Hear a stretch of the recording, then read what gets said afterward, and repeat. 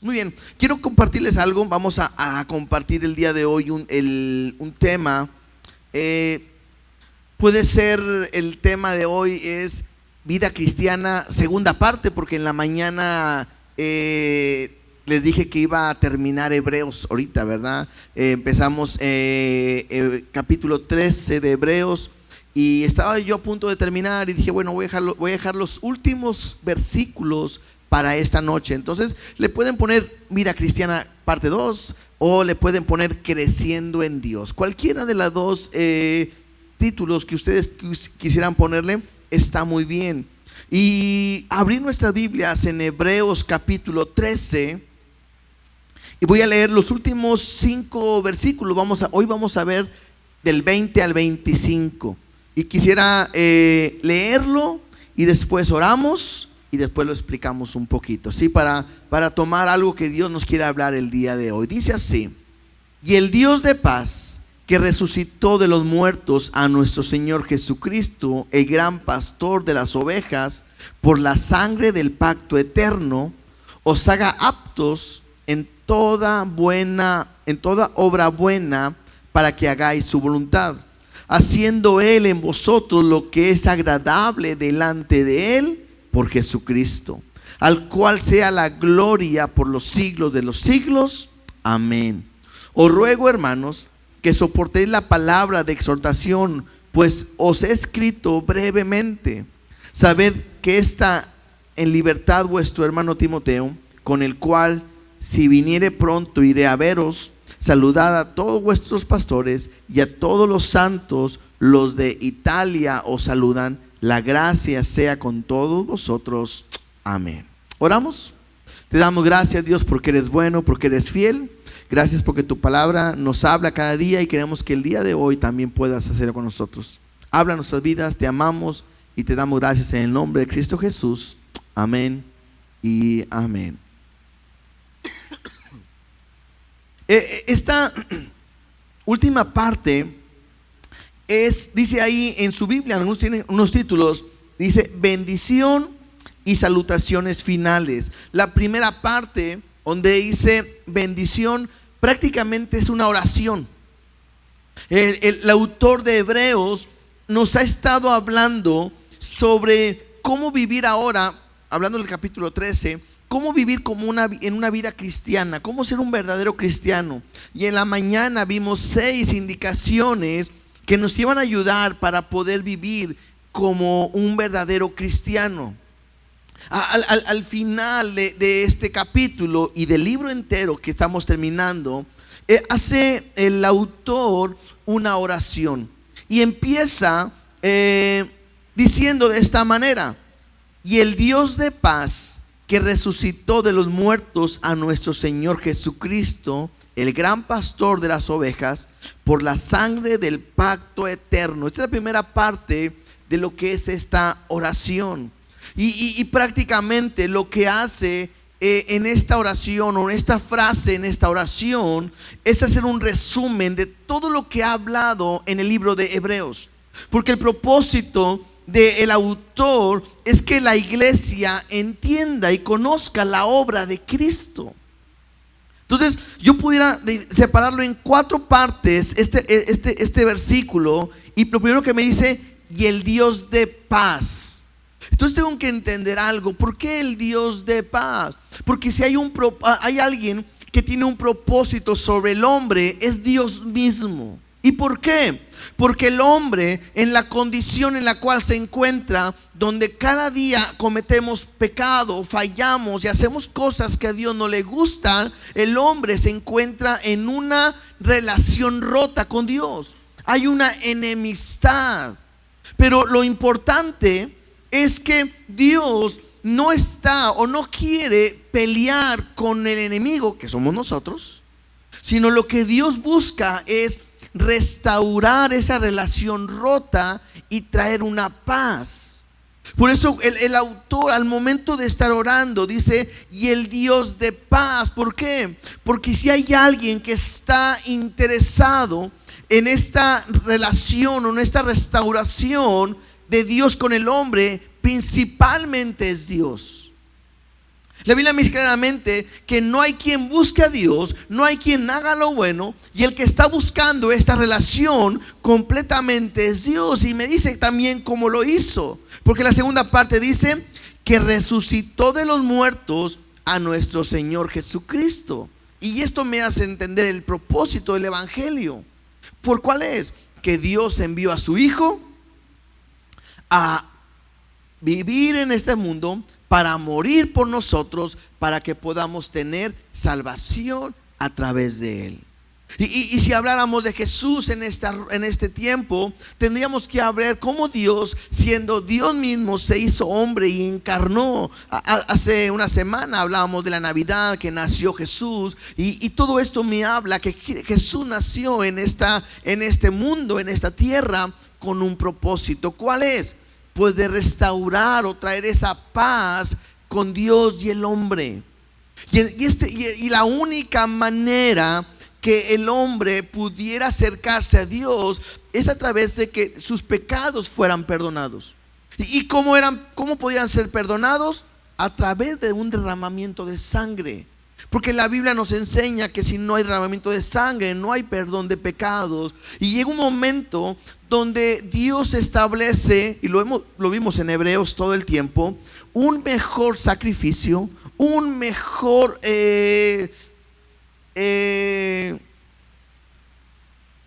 una mejor ofrenda a través de Cristo.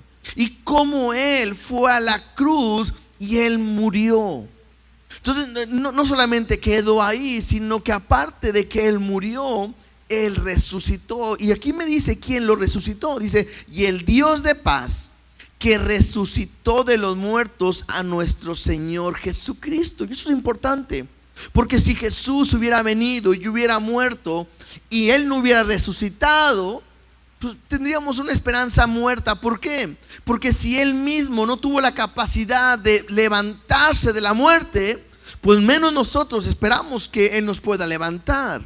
Pero por cuanto sabemos que el poder que actúa en Él a través de Dios lo levantó de los muertos, es la esperanza que tenemos que un día ese mismo poder nos pueda levantar a nosotros de los muertos. Entonces aquí está hablando el Evangelio, y el Dios de paz, que resucitó de los muertos a nuestro Señor Jesucristo.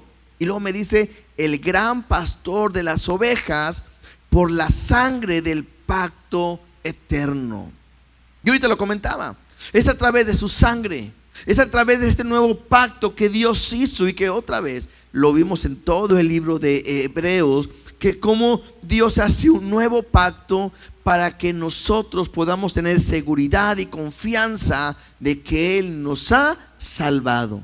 Lo vimos, Él siendo el autor y el consumador de nuestra fe, de nuestra salvación. Lo vimos de esta manera, Él como el autor, el que abre la puerta, el que nos muestra el camino por cual nosotros podemos acercarnos confiadamente hasta el trono de la gracia.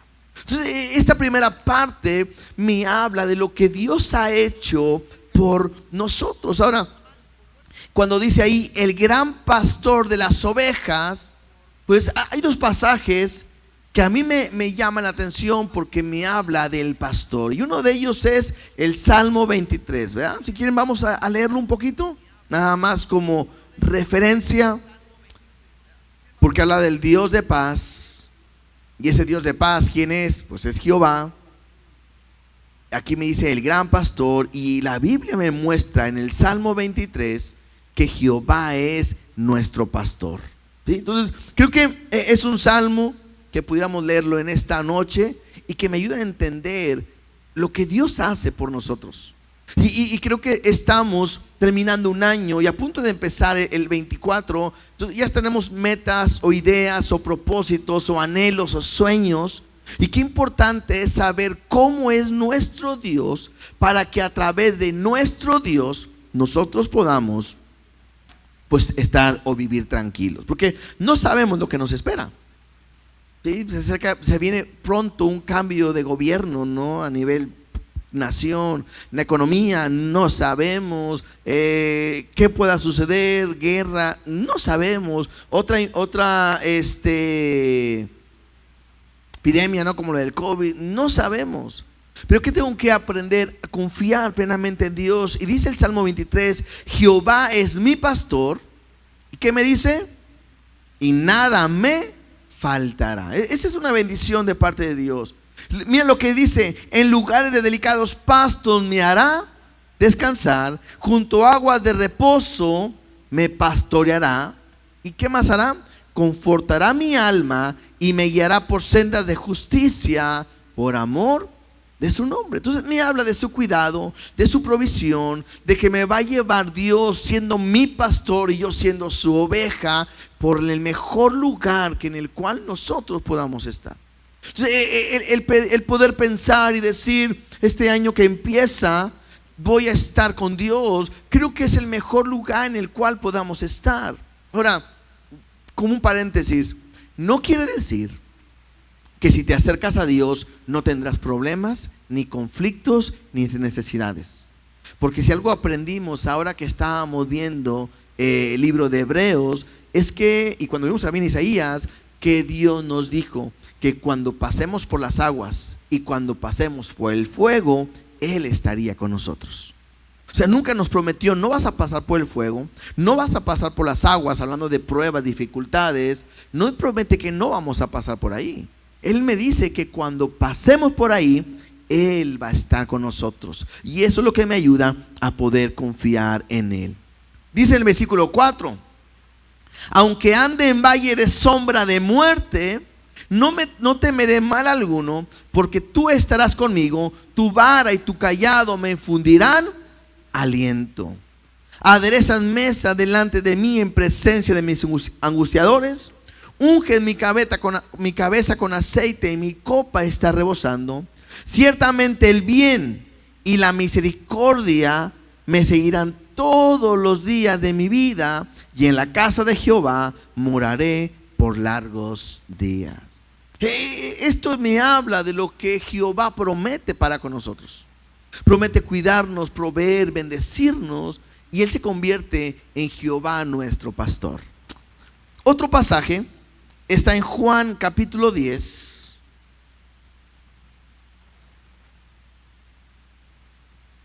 Juan capítulo 10, versículo 11. Hablando acerca del gran pastor de las ovejas, porque ya vimos que Jehová es nuestro pastor. Pero en Juan capítulo 10, versículo 11, dice de esta manera: yo soy el buen pastor. ¿Y quién está diciendo estas palabras? Jesús, ¿verdad que sí? Yo soy el buen pastor, y el buen pastor su vida da por las ovejas. Mas el asalariado y el que no es el pastor, de quien no son propias las ovejas, ve venir el lobo y deja las ovejas y huye. Y el lobo arrebata las ovejas y las dispersa. Así que el asalariado huye porque es asalariado y no le importan las ovejas. Yo soy el buen pastor y conozco mis ovejas y las mías me conocen. Así como el Padre me conoce y yo conozco al Padre y pongo mi vida por las ovejas. También tengo otras ovejas que no son de este redil, aquellas también debo traer y oirán mi voz, y habrá un rebaño y un pastor. Por esto me ama el Padre, porque yo pongo mi vida para volverla a tomar. Esta porción me habla Jesús también como el buen pastor.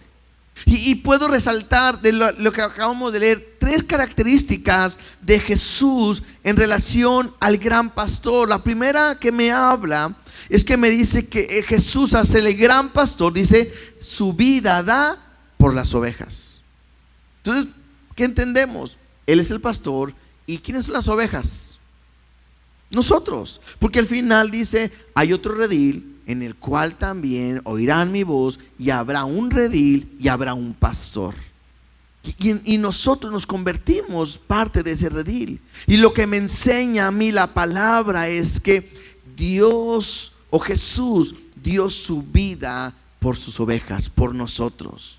La segunda cosa que puedo resaltar de esta lectura es que dice, y conozco a las ovejas. O sea, cada una de las ovejas Dios las conoce.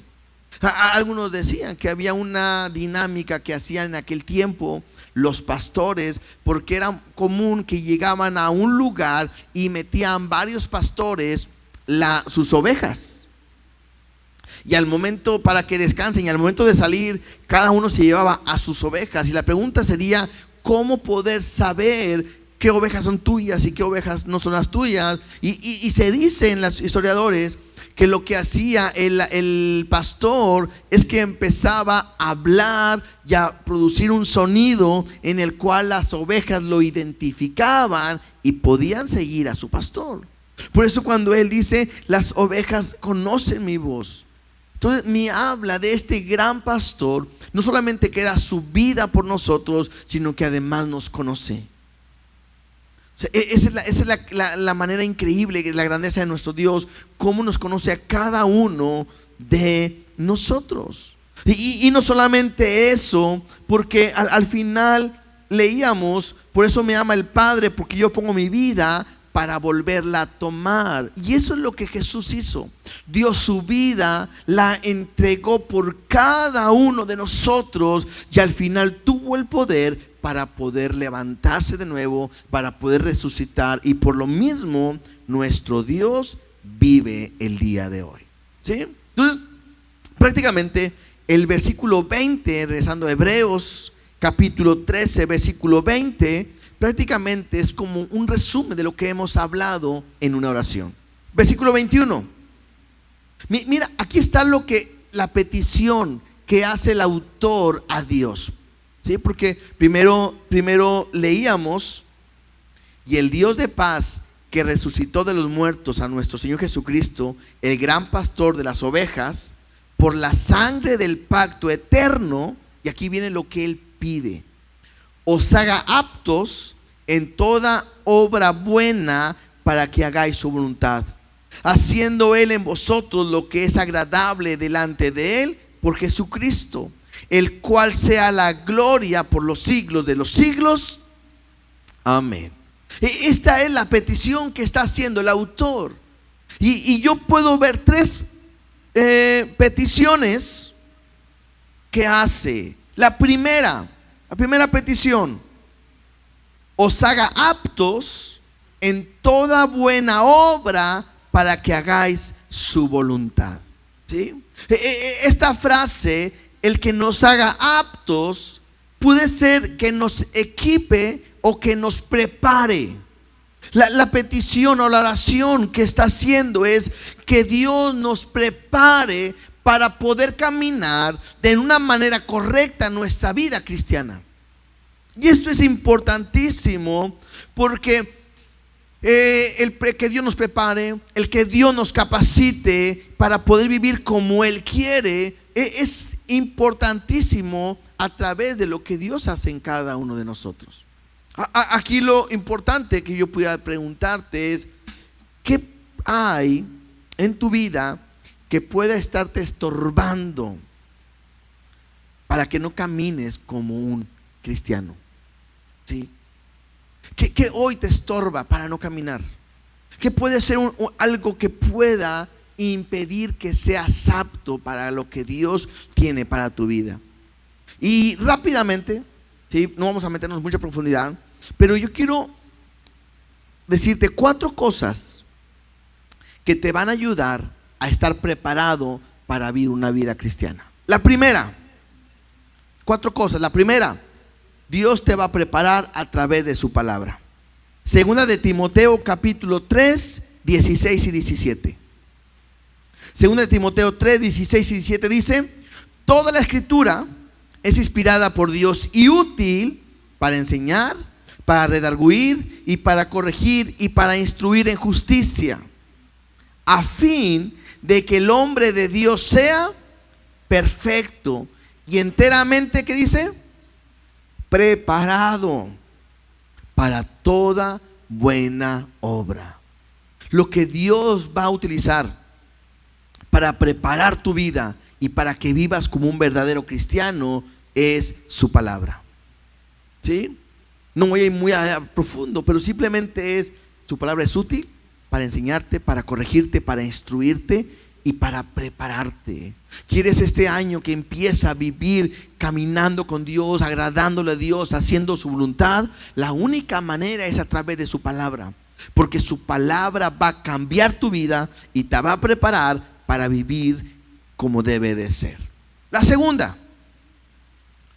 lo segundo que Dios puede usar para hacerte apto, para prepararte, es la comunión con la congregación. Efesios capítulo 4 versículo 11 y 12.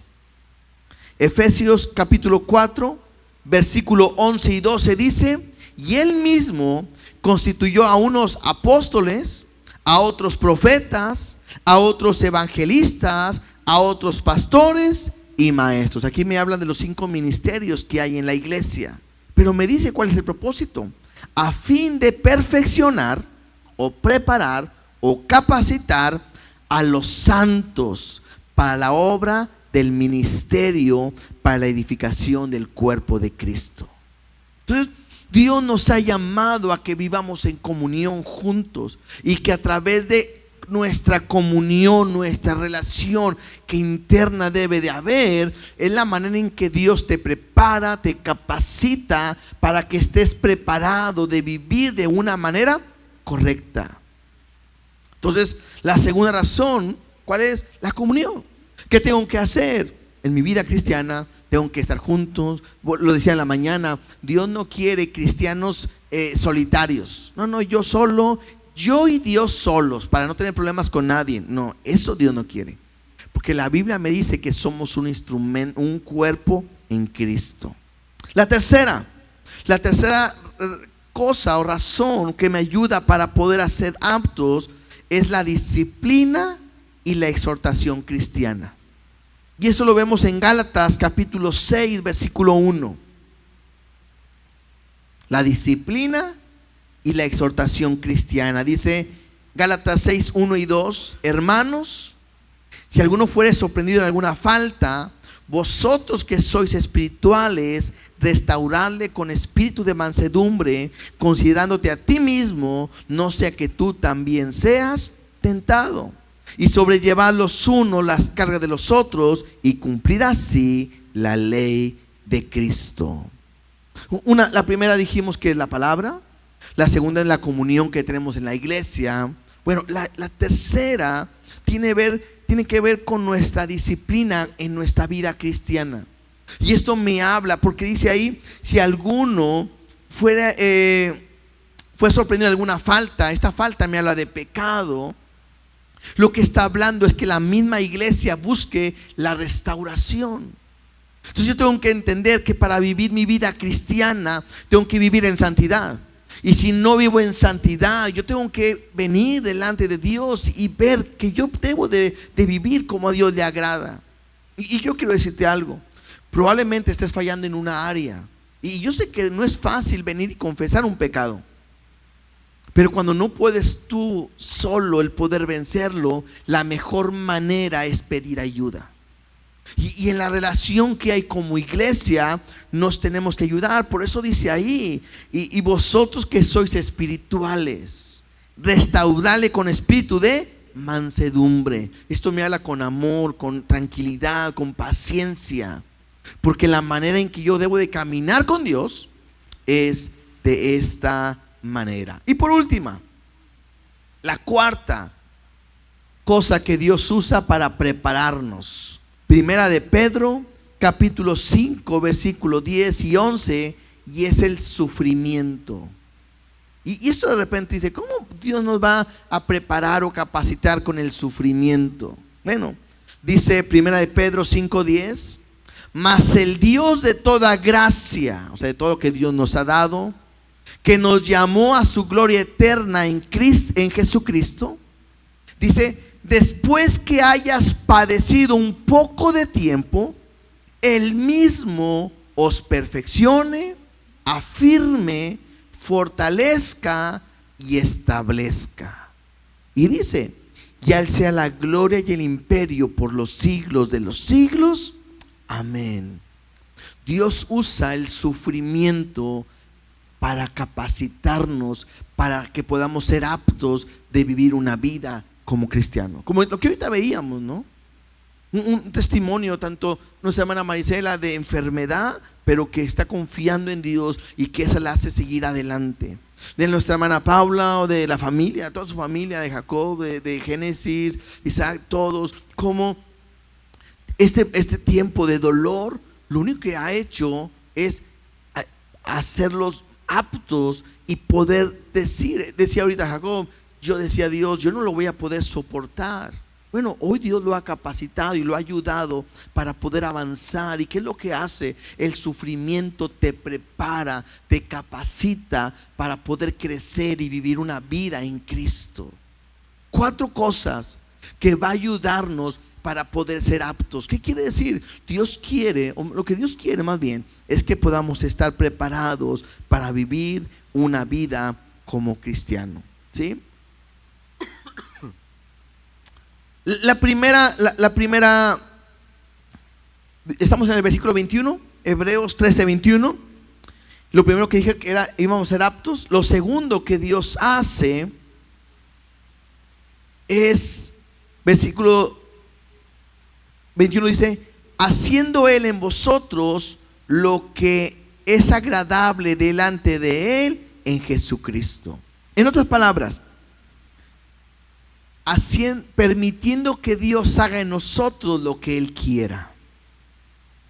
La primera es que Él nos haga aptos, nos prepare a través de la palabra, la comunión, a través de la restauración y a través del sufrimiento. Lo segundo, yo tengo que estar dispuesto que Dios haga conmigo lo que Él quiera.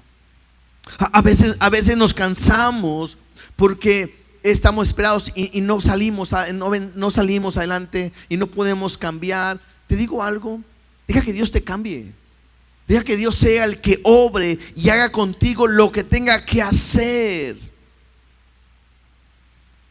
Porque es Dios el que produce en vosotros así el querer como el hacer por su buena voluntad. Entonces tú tienes que estar dispuesto a que Dios haga en tu vida. Tienes que estar dispuesto a que cambie y pueda ser diferente, con un solo propósito, que es, número 3, glorificar a Jesucristo. Dice, al cual sea la gloria por los siglos de los siglos. Amén.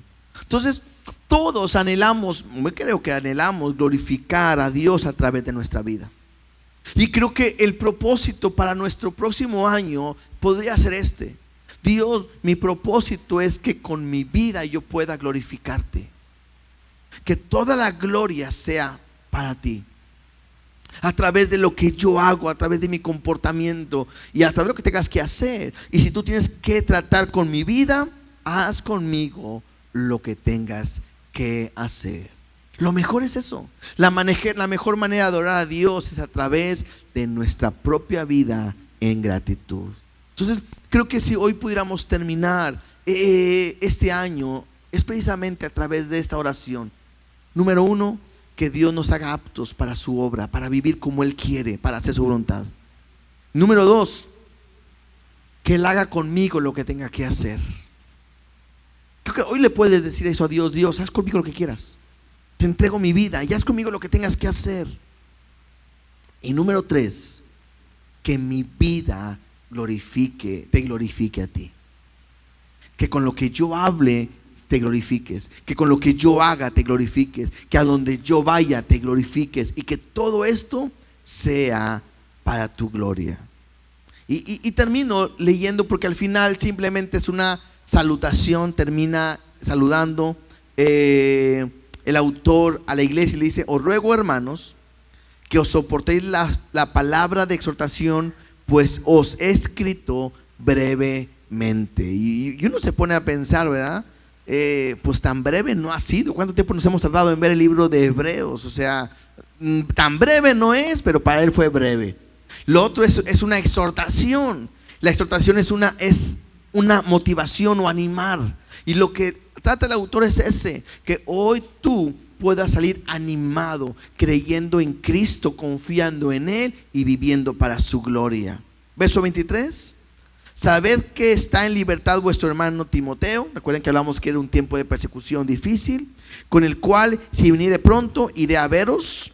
Saludad a todos vuestros pastores y a todos los santos. Los de Italia os saludan. Por eso pensaban que estaba en una iglesia cerca de Italia cuando se escribió esto.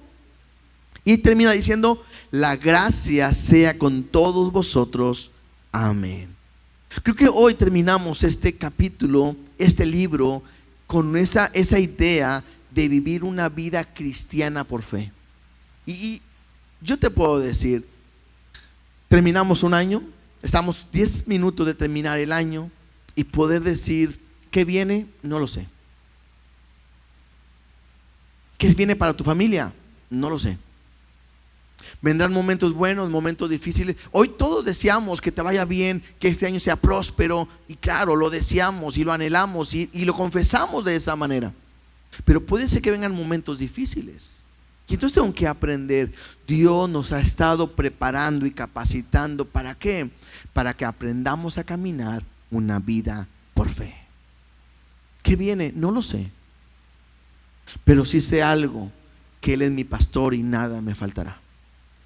También sé que Él es el buen pastor, y si Él dio su vida por mí, Él me conoce, y si cualquier cosa que me pase, Él podrá protegerme.